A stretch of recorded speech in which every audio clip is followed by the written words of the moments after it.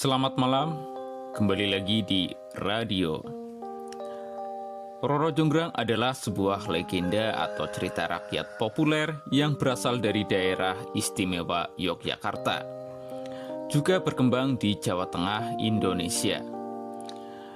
Cerita ini mengisahkan cinta seorang pangeran kepada seorang putri yang berakhir dengan dikutuknya sang putri akibat tipu muslihat yang dilakukannya. Dongeng ini juga menjelaskan legenda terbentuknya Candi Sewu, Candi Prambanan, Keraton Ratu Baka, dan Arca Dewi Durga yang ditemukan di dalam Candi Prambanan. Roro Jonggrang artinya adalah dara atau gadis langsing. Dan berikut adalah kisahnya. Cerita ini mengisahkan dua kerajaan yang bertetangga, Kerajaan Penging dan Kerajaan Baka. Penging dipimpin oleh Prabu Damarmaya.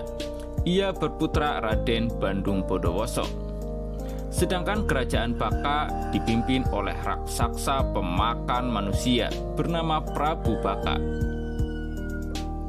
Ia dibantu oleh seorang patih bernama Gupala.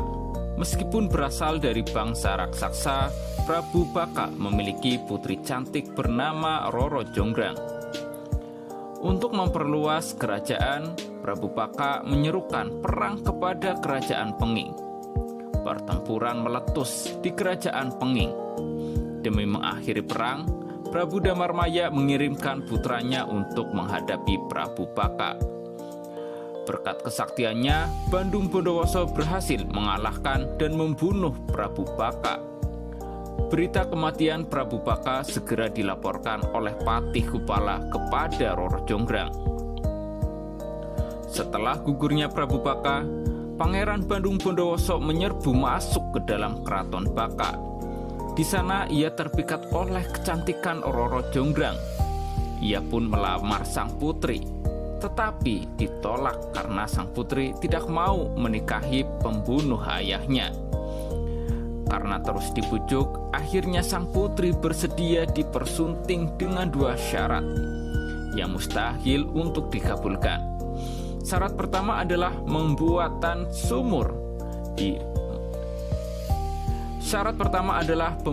sumur yang dinamakan Sumur Jalatunda. Syarat kedua adalah pembangunan 1000 candi hanya dalam 1 malam. Bandung Bondowoso menyanggupi kedua syarat tersebut. Pertama, ia berhasil menyelesaikan Sumur Jalatunda berkat kesaktiannya.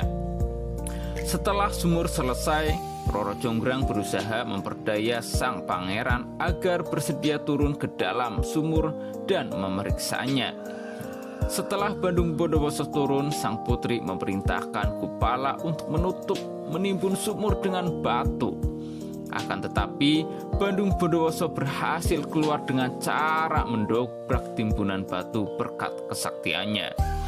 Bandung Bondowoso sempat marah, namun segera tenang karena kecantikan dan bujuk rayu sang putri. Untuk mewujudkan syarat kedua, Bandung Bondowoso memanggil makhluk halus, jin, setan, dan dedemit dari perut bumi. Dengan bantuan mereka, ia berhasil menyelesaikan 999 candi. Ketika Roro Jonggrang mendengar kabar bahwa candi ke-1000 hampir selesai, ia berusaha menggagalkan usaha Bandung Bondowoso. Ia membangunkan dayang-dayang istana dan perempuan-perempuan desa untuk memulai menumbuk padi dengan antan, serta memerintahkan agar gundukan jerami dibakar di sisi timur. Suara antan yang berlalu-lalu mengesankan bahwa aktivitas subuh telah dimulai, sementara cahaya dari timur memberi kesan bahwa sebentar lagi matahari akan terbit, sehingga para makhluk halus bersembunyi kembali ke perut bumi. Akibatnya hanya 99 candi yang berhasil dibangun, sehingga usaha Bandung Bondowoso gagal. Setelah mengetahui bahwa semua itu adalah hasil kecurangan dan tipu muslihat Roro Jonggrang, Bandung Bondowoso amat murka dan mengutuk Roro Jonggrang agar menjadi batu. sang putri berubah menjadi arca terindah untuk menggenapi candi terakhir. Menurut kisah, situs Ratu Boko di dekat Prambanan adalah istana Prabu Baka. Sedangkan 99 candi yang tidak selesai kini dikenal dengan Candi Sewu. Dan arca Durga di ruang utara candi utama di Prambanan adalah perwujudan sang putri yang dikutuk menjadi batu dan tetap dikenang sebagai Roro Jonggrang, yang berarti gadis yang ramping. Legenda ini adalah dongeng atau cerita rakyat yang menjelaskan asal mula yang ajaib dari situs-situs bersejarah di Jawa, yaitu Keraton Ratu Boko, Candi Sewu, dan Arca Durga di ruang utara Candi Utama Prambanan. Meskipun candi-candi ini berasal dari abad ke-9, akan tetapi diduga dongeng ini disusun pada zaman yang kemudian, yaitu zaman Kesultanan Mataram.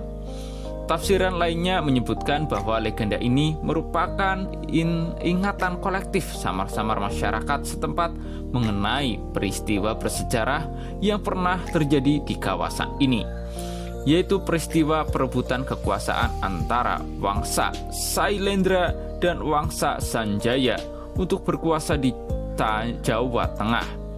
Prabu Baka mungkin dimaksudkan sebagai Raja Samaratungga dari Wangsa Sailendra, Rakai Pikatan sebagai Bandung Bondowoso, dan Pramodawardhani, putri Samaratungga sekaligus istri Rakai Pikatan, sebagai Roro Jonggrang. Peristiwa bersejarah sebenarnya adalah pertempuran antara Bala Putra Dewa melawan Pramodawardhani yang dibantu suaminya Rakai Pikatan, yang akhirnya dimenangi Rakai Pikatan dan mengakhiri dominasi Wangsa Sailendra di Jawa Tengah.